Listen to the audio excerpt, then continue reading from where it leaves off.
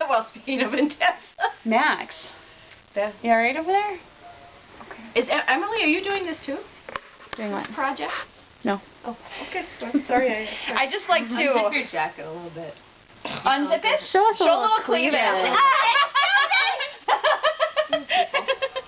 You people. Tell us when you're ready. I'm ready. Okay. Oh, I just got all that actually. Oh, that's going in the documentary. What really happens in Rochester? Just delete that first before we start. I'm just saying. Yeah, we should. Never mind. Okay. You brought me about. All right. So, tell me when you're ready. Go ahead. Okay. What assets do you think of in Rochester? People, places? I think Rochester's biggest asset is the clinic, and that's what brings a lot of visitors. So a lot of the other industries in Rochester and service organizations are very dependent on the clinic. Mm-hmm. So I think that's the number one thing that I think of. The other thing is that Rochester really has a small town atmosphere. Mm-hmm. And at least to us that was very important. Right.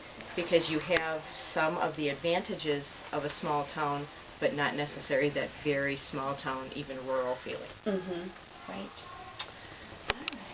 Do you feel connected in Rochester? I do, and a lot of that, though, is my own making. Mm-hmm. One of the things that I like to do is volunteer, and a couple of things I volunteer for are very community-oriented, or they're arts-oriented, including the Rochester Convention and Visitors Bureau, and I also volunteer for Minnesota Public Radio, and so those are really trying to be community things. The Convention Bureau is tourism ambassador, where you are helping visitors to Rochester find a restaurant, find the clinic, find whatever it is. Mm-hmm. So that's a way that I've found to really give back to Rochester as a community. Mm-hmm. So I may be more connected than other people because I've done that myself. Right.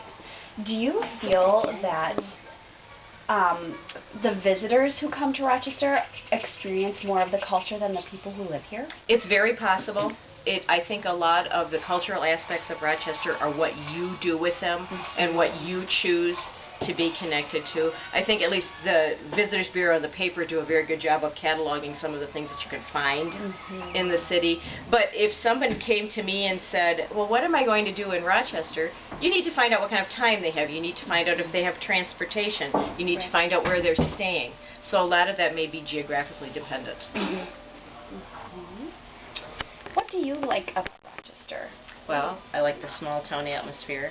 I like that it's a safe community. It was great for raising the kids. But I think the other thing is that there is the clinic in your backyard. Mm-hmm. That was what brought us here, and it's something that you just cannot even say enough about. Having it in your backyard, but not forgetting that it's a world-class institution. It brings a lot of people here. A lot of people who probably have never heard of Minnesota, don't have any kind of Midwestern background. Mm-hmm. So that part of being able to interact with people from everywhere. Right, all over the globe, essentially.